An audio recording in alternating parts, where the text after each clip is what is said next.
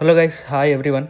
So బేసిక్గా ఏంటంటే నేను ఒడిస్సా క్యాపిటల్ సిటీ భువనేశ్వర్ ఉంది కదా, సో అక్కడికి వెళ్తే ఒక 2 days ట్రిప్ అయితే ఎక్కడికెక్కడికి వెళ్తే బెటర్ అనేసి ఈ వీడియో చేస్తున్నాను. నేను వెళ్ళినప్పుడు ఏంటంటే నాకేం గైడెన్స్ లేదు, ఏం చూస్తే బెటర్ ఏంటంటే నాకేం తెలీదు. So might be helpful to everyone. మతలబ్ ఈ వీడియో చూస్తే అట్లీస్ట్ 2 days ట్రిప్ అయితే ఎలా చేసుకుంటే బెటర్, ఎలా ప్లాన్ చేసుకుంటే బెటర్ అని ఒక ఐడియా వస్తుంది మీకు. బేసిక్గా భువనేశ్వర్ ఏంటంటే టెంపుల్స్కి అండ్ నేచర్కి చాలా బాగా ప్రసిద్ధి అనమాట. సో దీన్ని టెంపుల్ సిటీ ఆఫ్ ఇండియా అని కూడా అంటారు ఈ భువనేశ్వర్ని. 1 to 2 days ట్రిప్ అయితే ఎలా ప్లాన్ చేసుకోవాలనేది ఎక్స్ప్లెయిన్ చేస్తాను. ఏ ప్లేసులు చూడాలి, భువనేశ్వర్లో నియర్ బై ఏ చూడాలి కొట్టుగా ఎక్స్ప్లెయిన్ చేస్తాను. సో ఈ టెంపుల్ వచ్చేసి లింగరాజ్ టెంపుల్ అంటారు. సో ఈ టెంపుల్ వచ్చేసి 11th centuryలో సోమవంశీ రాజులు నిర్మించారనమాట. సో ఈ టెంపుల్ వచ్చేసి పరమేశ్వరుడికి అంకితం చేశారు ఈ రాజు. బేసిక్గా ఈ టెంపుల్ ఏంటంటే ఫేమస్ ఏంటంటే దీని గోపురం వచ్చేసి 180 feet ఉంటుంది, చాలా బాగుంటుంది. సో ఇక్కడికి చాలామంది వస్తుంటారు భక్తులు. కాకపోతే శివరాత్రి టైంలో అయితే మాత్రం అసలు ఖాళీ ఉండదు. మైట్ బీ టేక్ ఒక 3 hours 4 hours కూడా టైం పడుతుంది దర్శనం అవ్వడానికి అయితే. సో ఆ టైంలో వెళ్ళేటప్పుడు చూసుకుని, నార్మల్ టైంలో అయితే నాకైతే ఒక 15 to 20 minutesలో అయితే దర్శనం అయిపోయింది టెంపుల్. కానీ బాగుంటుంది టెంపుల్. మార్నింగ్ ప్లాన్ చేసుకోండి. సో ఈవినింగ్ వచ్చేసి ఇలా ప్లాన్ చేసుకుని 2 days ట్రిప్ అయితే ఉదయగిరి కాండగిరి కేవ్స్ అంటారు. ఈ కేవ్స్ ఎదురెదురుగానే ఉంటాయి, చాలా బాగుంటాయి ఈ కేవ్స్ కూడా. సో ఈ కేవ్స్ వచ్చేసి 2000 years బ్యాక్ కళింగరాజు కారవేలు కాలంలో నిర్మించబడ్డాయి అన్నమాట.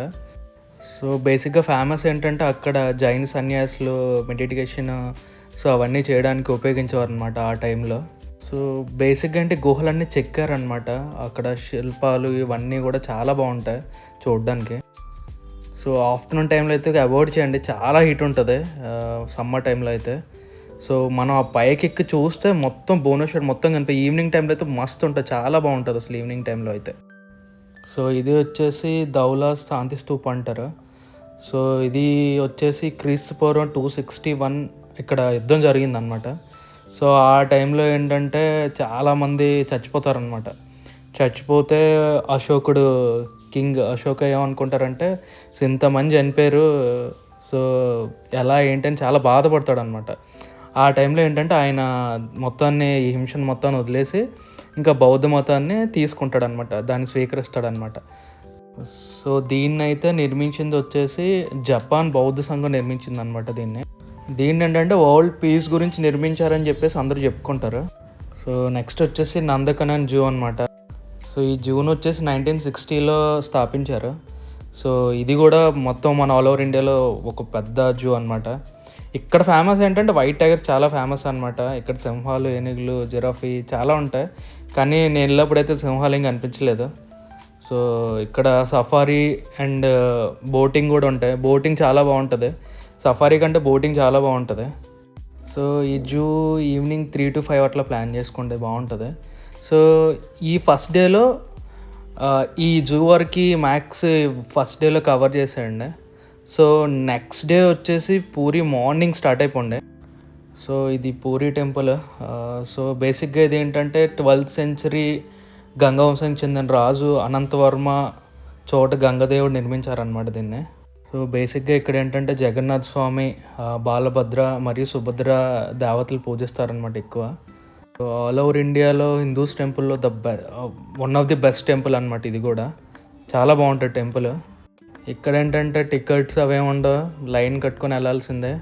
నార్మల్ టైంలో అయితే 2 hours 3 hours పడుతుంది. సో బేసిక్గా రథయాత్ర టైంలో అయితే ఇంకా నాకు తెలిసి ఒక 10 hours పట్టేస్తుందేమో. కానీ ఆ టైంలో అవాయిడ్ చేస్తే బెటర్. నెక్స్ట్ సన్ టెంపుల్కి అదే బేసిక్గా ఇక్కడ నుంచి స్టార్ట్ అవుతారు కదా పూరి టెంపుల్ నుంచి. సన్ టెంపుల్కి వచ్చి ఇన్ బిట్వీన్లోనే బీచ్ ఉంటుంది, బాగుంటుంది బీచ్ కూడా. సేమ్ మన విశాఖపట్నం ఆర్క బీచ్ అలా అంత లేకపోయినా జస్ట్ అట్లీస్ట్ ఓకే బాగానే ఉంటుంది, చూడొచ్చు. బీచ్ కూడా పర్లేదు, బాగానే ఉంటుంది. ఈ బీచ్లో బోట్ రైడ్ కూడా ఉంటుంది, చేయొచ్చు, పర్వాలేదు. నేనైతే చేయలేదు. సో నెక్స్ట్ వచ్చేసి క్యామెల్ రైడ్ ఉంటుంది, ఏదో నార్మల్గా ఉంటుంది. క్యామెల్ రైడ్ అయితే రాజస్థాన్లో ద బెస్ట్ జైసల్మేర్లో. సో ఇక్కడ ఏం అంత మజా ఉండదు, జస్ట్ 2 minutes అటు ఇటు తిప్పి వదిలేస్తాడు. సో సన్ టెంపుల్ గురించి మాట్లాడితే సో దీన్ని 13th సెంచరీకి సంబంధించిన గంగవంశ రాజు నరసింహదేవుడు నిర్మించారనమాట. ఈ దేవాలయం వచ్చేసి సూర్య భగవానుడికి అంకితం చేశారు. సో ఇక్కడ ఒక భారీ రథం ఉంటుందన్నమాట. సో రథం చక్రాల పైన ఉన్న శిల్పాలు అవి గోడలకి వాటికి శిల్పాలు ఉంటాయి. కొంచెం బాగా ప్రాచీనం బాగుంటుంది.